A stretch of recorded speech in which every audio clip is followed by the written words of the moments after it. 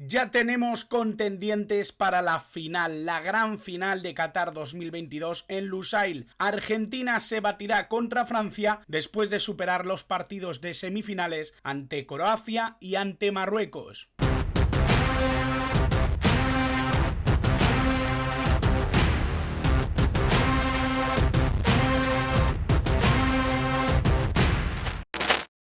Muy buenas a todos, bienvenidos a un nuevo vídeo de mi canal, bienvenidos de nuevo a este espacio en el que seguimos hablando del Mundial y nos enfrentamos al partido definitivo. El partido que lo va a decidir absolutamente todo en Qatar 2022, ese partido que todo el mundo va a estar mirando, ese partido que va a dilucidar si Argentina o Francia son la próxima campeona del mundo. Realmente ha sido un Mundial bastante bueno. Creo que en líneas generales hemos visto un gran mundial. En líneas generales hemos visto un torneo con un nivel futbolístico alto, sobre todo de menos a más. Creo que ha mejorado bastante, sobre todo a partir de la segunda jornada de la fase de grupos. Empezamos a ver un mundial mucho más interesante, mucho más entretenido. Es cierto que un mundial en el que ha tenido mucho más peso la táctica y de hecho creo que es un muy buen ejemplo el equipo marroquí al que se ha enfrentado Francia en las semifinales. Creo que es un muy buen ejemplo también Croacia, un equipo que se ha basado precisamente en ese empuje, en ese estudio táctico del rival, de cómo enfrentarse a los partidos, de cómo llevarlos siempre hasta el último minuto. Creo que realmente ha tenido mucho protagonismo ese puntito táctico y creo que también ha tenido un protagonismo importante el cómo el ser pragmático o tener diferentes recursos dentro de el mismo plan, dentro de la misma selección, ha dado muchos puntos de ventaja a ciertos equipos. Pero de esto quizá hable una vez que termine el Mundial, de esto quizá hable en un tiempito, pero vamos a centrarnos en la final. Lo primero que os quiero decir es que gracias por estar ahí durante todo este tiempo. Ha sido una maravilla el feedback que he recibido, cómo se han apoyado los vídeos que he ido sacando. Realmente a mí me pone muy contento porque no soy más que un humilde periodista aficionado al fútbol que le gusta ponerse delante de la cámara y compartir lo que sabe, lo que opina con todos vosotros, y realmente me dais un cariño que os tengo que agradecer siempre. Os pediría que si os gusta mi contenido, si os gustan mis vídeos, deis like, porque siempre hay un porcentaje muy pequeño de likes y sabéis que ayuda muchísimo a posicionar el contenido. Y por supuesto quiero deciros que si no estáis suscritos, que os suscribáis, que es completamente gratuito, y que podéis dar a la campanita si queréis enteraros de todo lo que voy subiendo a lo largo del Mundial, que queda muy poquito, pero va a haber mucho más contenido después del Mundial, ya sabéis, de las grandes ligas, de lo que pasa en el fútbol internacional, fútbol histórico, cultura del fútbol. Voy a ir subiendo contenido todas las semanas. Así que vamos a empezar ya con el análisis de lo que va a ser ese partido entre Argentina y Francia. Creo que ambas llegan con bastante confianza dentro de lo que cabe. Creo que son dos selecciones muy distintas. Son dos equipos bastante complejos de analizar. Son dos selecciones que se enfrentan a sus rivales con puntos distintos o puntos clave distintos. Y en ese sentido creo que Argentina demostró que hay un componente pasional muy importante dentro de lo que es enfrentarse al rival. Y no hablo obviamente de la mística, ¿no?, que rodea a los argentinos siempre, o cómo viven el fútbol, que creo que eso también es muy importante, tiene una parte fundamental. Hablo específicamente de cómo se enfrentan al rival, de cómo intentan que esa pasión, esas ganas que tienen de hacer algo importante, les lleva a esforzarse y a dar un esfuerzo máximo en cada partido. Realmente creo que hay muchas figuras dentro de este colectivo argentino en los que se puede personalizar esto, no solo en Messi.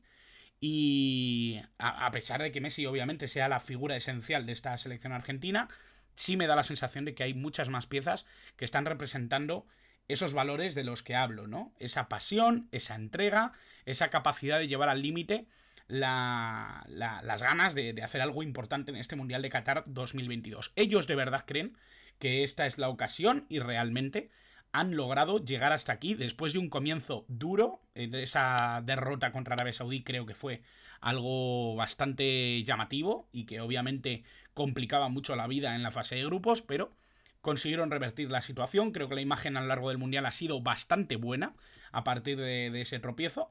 Y creo que se han ganado estar en la final con todas las de la ley y además con un Messi, como ya he dicho, portentoso, ¿no? Creo que en ningún mundial ha estado Messi a este nivel, en ninguno de los que ha jugado. Creo que en ninguno de los que ha jugado tampoco estaba tan bien acompañado como en este. Creo que realmente tiene una gran plantilla alrededor, que acompaña muy bien no solo el juego de Messi, no solo las necesidades que tiene este Messi de 35 años, sino también las de la idea de Lionel Scaloni, que creo que también es una parte grandísima dentro de lo que es este colectivo. Obviamente luego podemos hablar del plano táctico y de lo que significa pues tener una defensa tan fuerte como la que tienen, una pareja de centrales que se entienden muy bien, con una tercera pieza de recurso como Lisandro, como un mediocampo que creo que está funcionando muy bien en diferentes versiones, pero creo que es fundamental hablar del sentido de esos puntos clave y luego profundizaremos un poquito en lo que es esta Argentina. En el caso de Francia, yo creo que es una selección que también está haciendo muy bien el trabajo, una selección muy pragmática, una selección que a mí no me enamora, que he criticado en numerosas ocasiones al seleccionador, a la idea que propone, a lo que está haciendo con esta plantilla.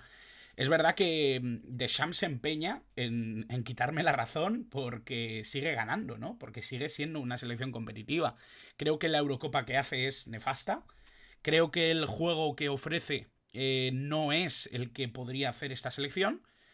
Pero, a pesar de todo, sigue siendo una selección que hace muy bien las cosas desde el punto de vista del resultado. Y eso es algo que se le pueden achacar muchas cosas al equipo francés, que no es atractivo, que podrían ir a otra cosa, que podrían aprovechar mucho mejor el talento de algunos de sus jugadores, pero lo que no se le puede reprochar es que con esto son capaces de mantener un recurso ganador, una racha que pocas veces se está viendo, ¿no? En el fútbol de la actualidad. Creo que están manteniendo una idea y un colectivo que les está funcionando muy bien. A la vista está que hay jugadores que no han rendido con sus equipos y que están haciéndolo en la selección y que con Deschamps crecen. El caso de Rabiot, sin ir más lejos, la seguridad que da Upamecano, la sensación de que Dembélé incluso aquí está mucho más acertado que en Barcelona, la sensación de que Griezmann ha vuelto a ese nivel de 2018.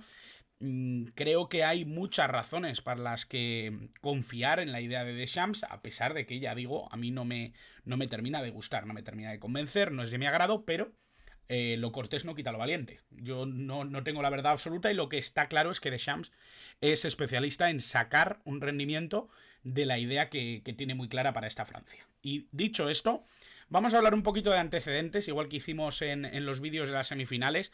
En el caso de Argentina y Francia, dos selecciones, ya sabemos, muy importantes, que llevan muchísimo tiempo en la pugna de los mundiales, dos selecciones que se han visto en numerosas ocasiones en torneos internacionales, en muchos amistosos, por supuesto. 12 enfrentamientos en total, 6 victorias argentinas, 3 victorias francesas, 3 empates. Hay que decir que en el último enfrentamiento el recuerdo no es muy plácido para los argentinos. Recordemos que en octavos de final de Rusia 2018 se enfrentan estas dos selecciones.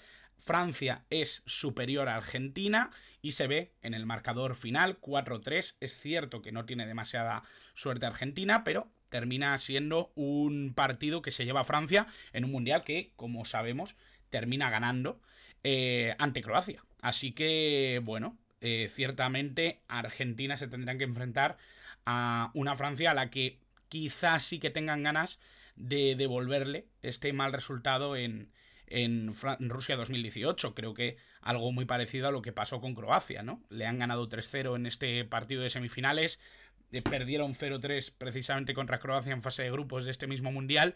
Creo que el partido va a ser muy distinto, porque la final de un mundial siempre tiene contextos y matices completamente distintos a lo que nos podemos imaginar en un partido corriente, porque una final nunca es corriente, y menos en un mundial. Pero bueno, es importante también establecer que el último enfrentamiento entre estas dos selecciones es precisamente ahí, junio de 2018.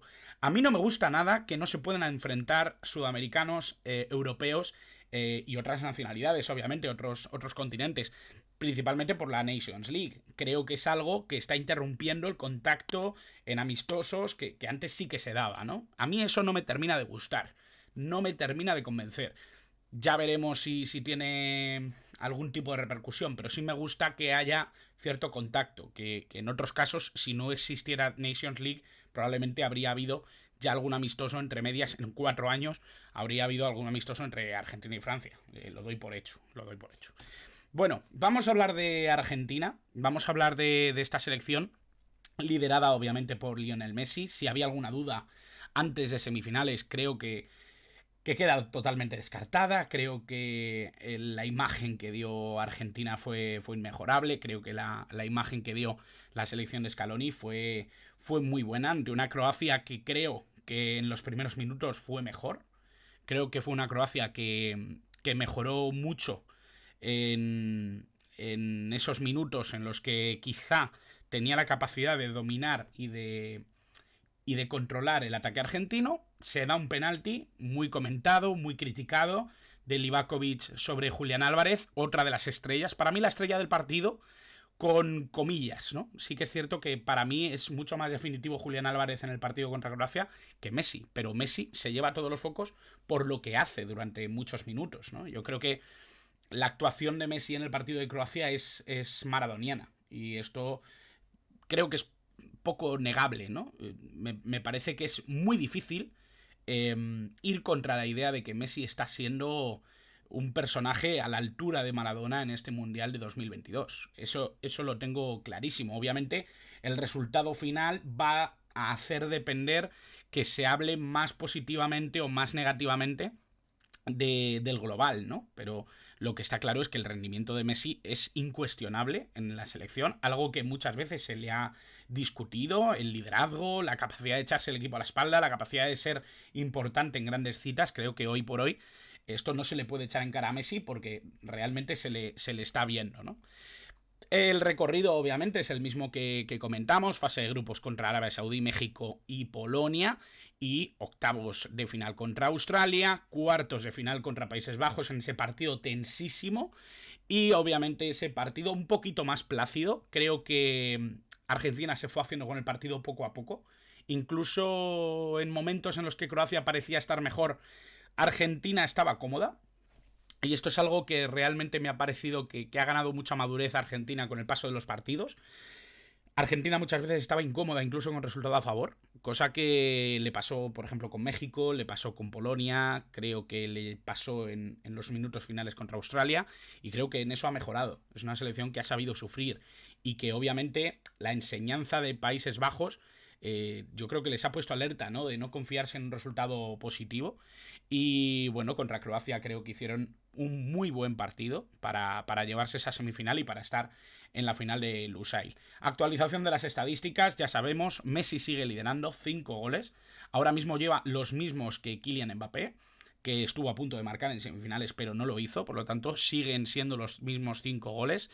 No se añade nada dentro de estas estadísticas con respecto a lo que estaba siendo un poco este rendimiento, esta clasificación. Siguen siendo los mismos, aunque Julián Álvarez obviamente ha sumado 2 goles a su casillero. Es algo interesante porque ahora mismo tanto los goleadores de Argentina, Messi y Julián Álvarez, están empatados totalmente con los 2 máximos goleadores de Francia, como veremos luego, Kylian Mbappé y Olivier Giroud, también 5 y 4 goles. Y bueno, las asistencias, bueno, las que son, ¿no? 3 de Messi, Di María, Enzo Fernández, Molina y Otamendi. Siguen siendo los jugadores que han dado asistencias en Argentina. Y bueno, esto sí que lo quería mirar, ¿no? Esto sí que lo quería ver con vosotros. Esto sí que quería explicarlo un poquito, sobre todo de cara a lo que puede ser el partido de Argentina en esta final del Mundial. Hay algo que me gusta mucho de lo que hizo Argentina. Yo en el vídeo de previa de la semifinal sitúo un dibujo de 4-3-3 dentro de Argentina, creyendo que quizá Di María estaba recuperado. Es cierto que es una variable importante, porque creo que Di María es un hombre importantísimo dentro de esta Argentina. Sí que creo que De Paul ha mejorado mucho, y eso obviamente hace que se note un poquito menos Ángel Di María dentro de este Mundial, o de lo que aporta dentro de este equipo, que es muchísimo. Hay que decir que Lionel Scaloni cambia un poquito el plan. se sitúa con un dibujo de 4-4-2, en el que Messi es una pieza un poquito más móvil, por detrás de Julián Álvarez. Julián Álvarez normalmente es el que va a la presión, vemos que además es el hombre más adelantado contra Croacia.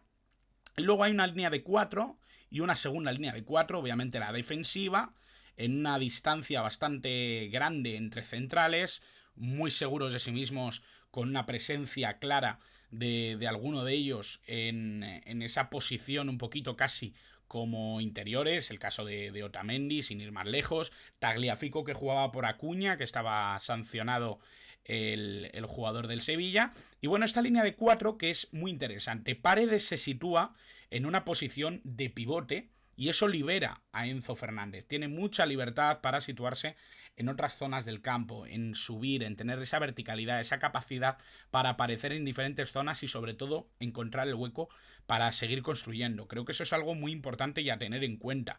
Las bandas muchas veces eran las que hacían la apertura del campo. Realmente ese 4-4-2, que normalmente lo imaginamos con dos piezas centrales, doble pivote, y dos piezas un poquito más amplias como volantes, realmente aquí no se daba esa situación. Sí que es cierto que en la izquierda McAllister se venía muy al centro y Rodrigo de Paul hacía las veces de interior derecho. Era más una posibilidad de meter un 4-1-3-2, algo parecido, ¿no? Un 4-1-4-1 con Messi siendo enganche. Es verdad que la posición media de Messi, como veis, está un poquito hacia la derecha, una posición que ya hablamos en el vídeo de la previa.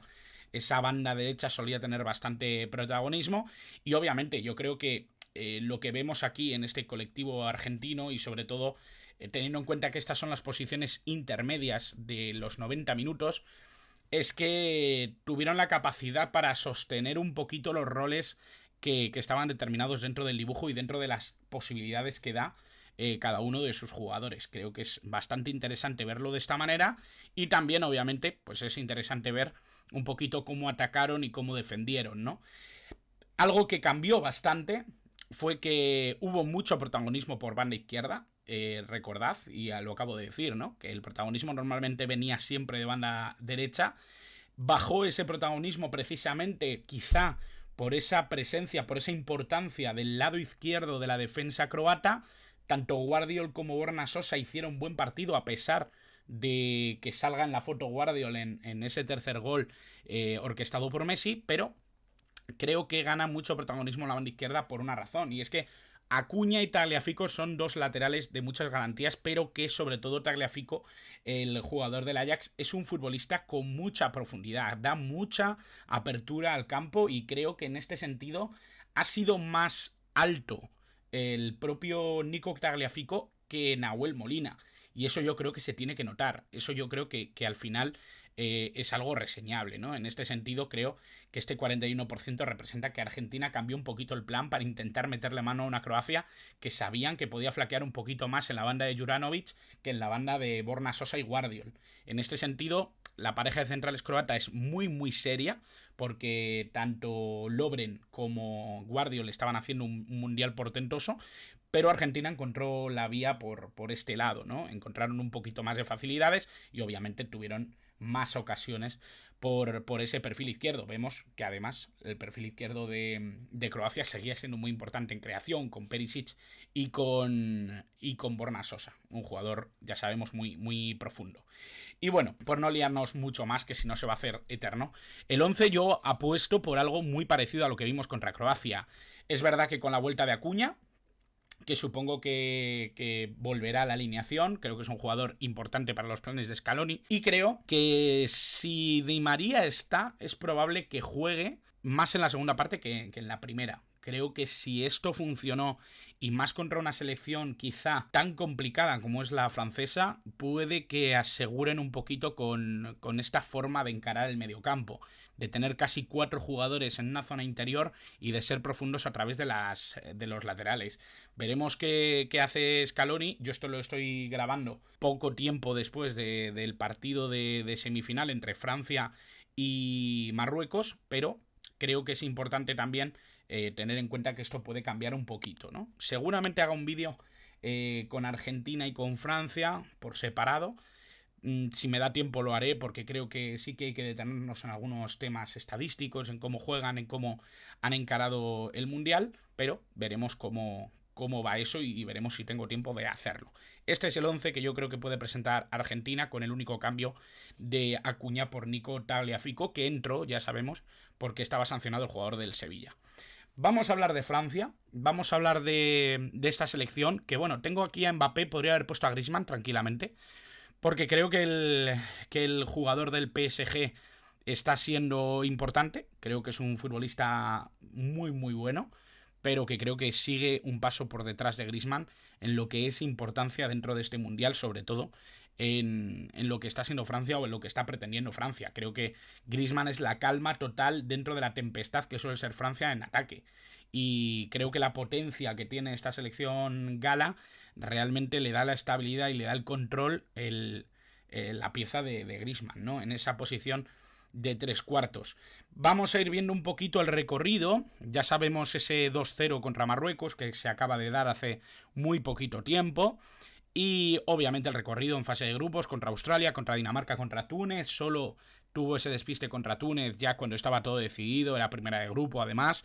Y obviamente en octavos con mucha solvencia contra Polonia, contra Inglaterra sufriendo una barbaridad y contra Marruecos sufriendo una barbaridad, más allá de lo que diga el resultado, que ya sabemos que muchas veces es engañoso. Yo creo que la semifinal realmente puso todo en el partido Marruecos en una disposición completamente distinta a lo que habíamos visto hasta ahora. Creo que Marruecos no había tenido ese pasito hacia adelante tan grande como el que han presentado ante Francia, incluso antes del gol, ojo, porque creo que Marruecos es muy valiente, incluso desde el minuto 0, con el 0-0 en el marcador. Creo que Marruecos es una selección que va por el partido desde el principio, y creo que eso es algo muy a valorar contra la vigente campeona del mundo, y sobre todo habiendo visto que el plan de Marruecos siempre había sido intentar aportar estabilidad. Sabía que contra Francia quizá eso no era efectivo, Francia les ha regalado el balón y Marruecos ha tenido muchas opciones de poder empatar el partido. Es verdad que al final llegó ese segundo gol de Kolo Muani,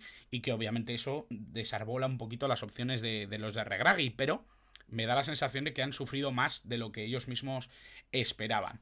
Las estadísticas, por ponernos al día: Mbappé, Giroud encarando ese ranking, 5-4 como ya hemos dicho antes, y bueno, se añade un poquito a la lista Teo Hernández con el gol contra Marruecos y Kolo Muani también con el gol contra Marruecos, ese 2-0 que ha cerrado el partido.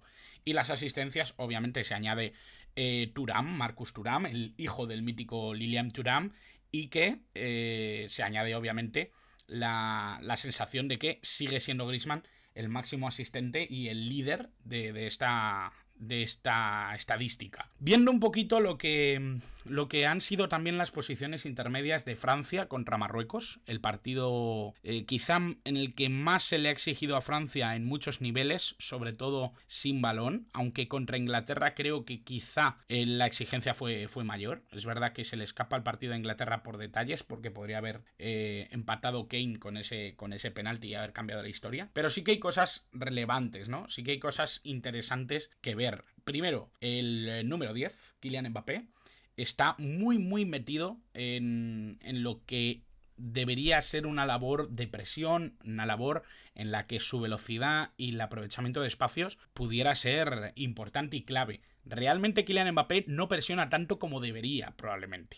Debería ser una máquina de presionar, teniendo en cuenta primero sus aptitudes físicas, que son inmejorables, y segundo, su capacidad para aprovechar esos posibles robos o esa posible presión. Realmente el más beneficiado es él, porque si pillas en una circunstancia negativa al equipo rival, lo más seguro es que el que mejor puede aprovechar esa velocidad es Kylian Mbappé. Por lo tanto hay que tenerlo muy en cuenta. Es el hombre más adelantado normalmente. Giroud ya sabemos que es un delantero que suele aprovechar más las circunstancias en condiciones de centro al área, de jugar con cierta disposición, pero que es un jugador que también de espaldas a portería juega muy bien, y que eso obviamente permite que jugadores como el propio Griezmann brillen y que tengan opción de ser claves, ¿no? dentro del partido. Ousmane Dembélé no ha tenido demasiadas opciones en el partido de hoy, no me ha gustado especialmente. Lo que sí que me ha gustado es obviamente la línea defensiva, ¿no? Una línea defensiva que, como vemos, también muchísima separación, con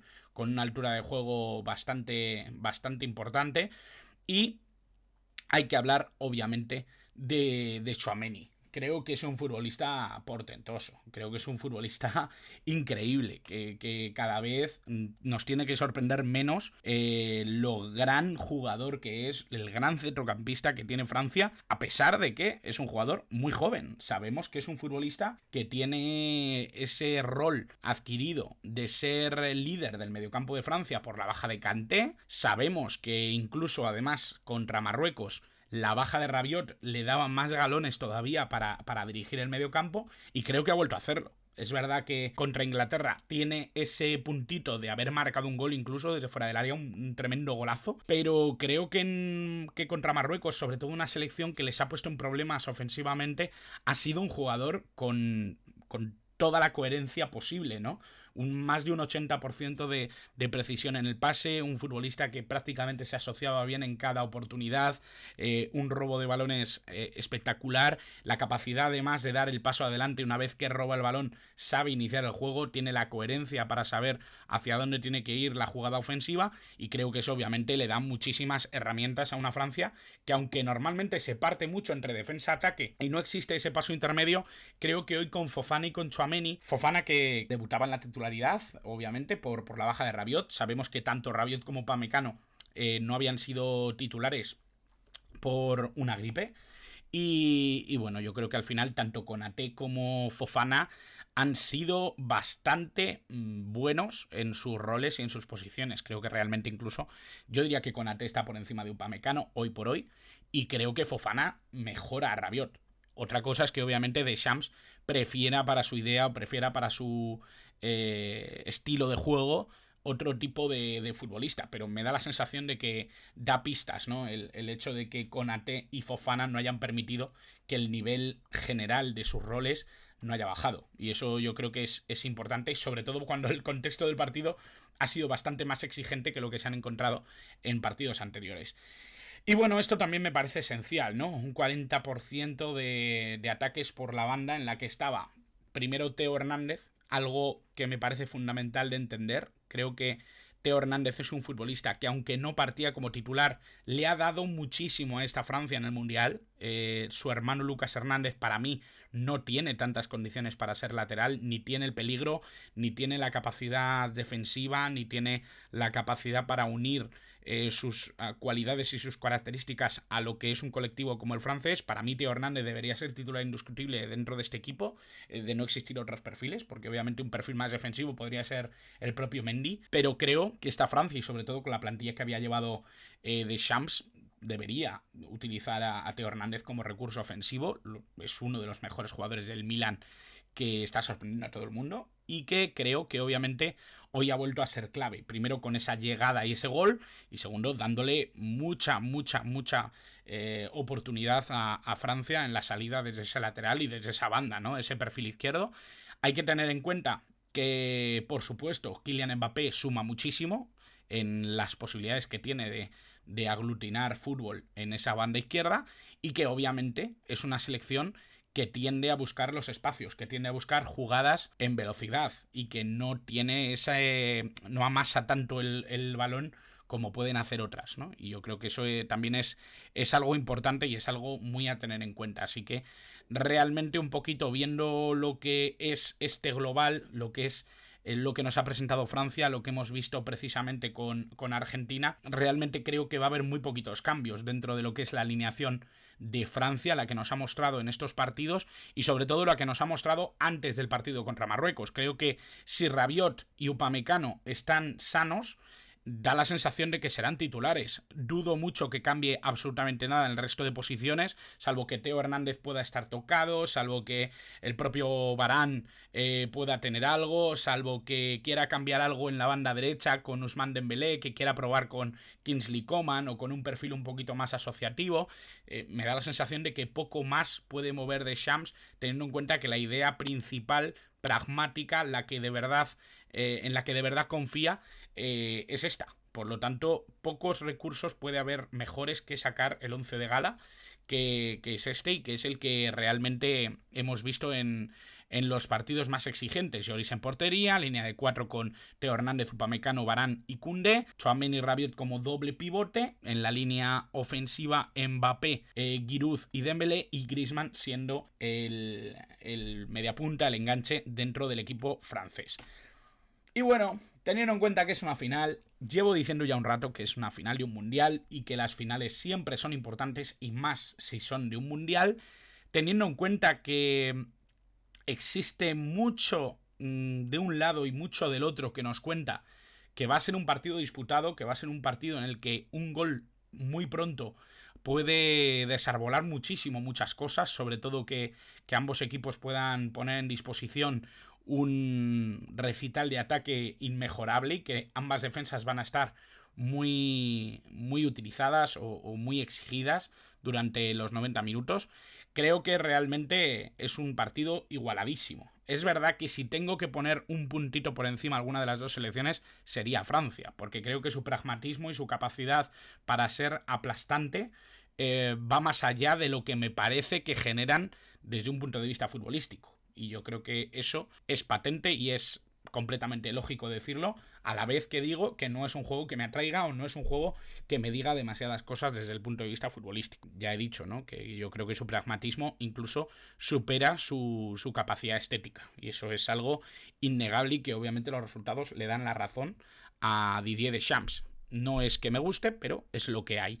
Y en Argentina me parece que ese puntito pasional, ese puntito de estar en confianza, de tener uno de los mejores jugadores de la historia como es Lionel Messi, creo que les va a dar también ese empuje como para poder competir de tú a tú contra una selección que en cualquier otro momento probablemente pudiera aplastar sin ninguna duda al equipo argentino. Así que creo que puede ser una final como para disfrutarla, creo que puede ser una final como para tener dudas en un resultado cerrado, una final como para tener muchas dudas en pronosticar y que no nos equivoquemos, y por supuesto creo que es una final que deberemos disfrutar todos como disfrutamos de todo el mundial, todo lo que ha pasado. Recordad que también hay partido de tercer y cuarto puesto el mismo sábado entre Croacia y Marruecos, un partido que creo que ninguno de los dos va a tirar a la basura, porque no es lo mismo llegar al partido de tercer y cuarto puesto siendo Brasil o siendo Argentina o siendo Francia o siendo Alemania que siendo Croacia y Marruecos, dos selecciones que están muy pocas veces en esta situación y que yo creo que van a luchar para ser terceros en un mundial que realmente para ambos es histórico. Para Croacia por despedir una de sus mayores figuras, para mí la mejor figura histórica que ha dado el fútbol croata,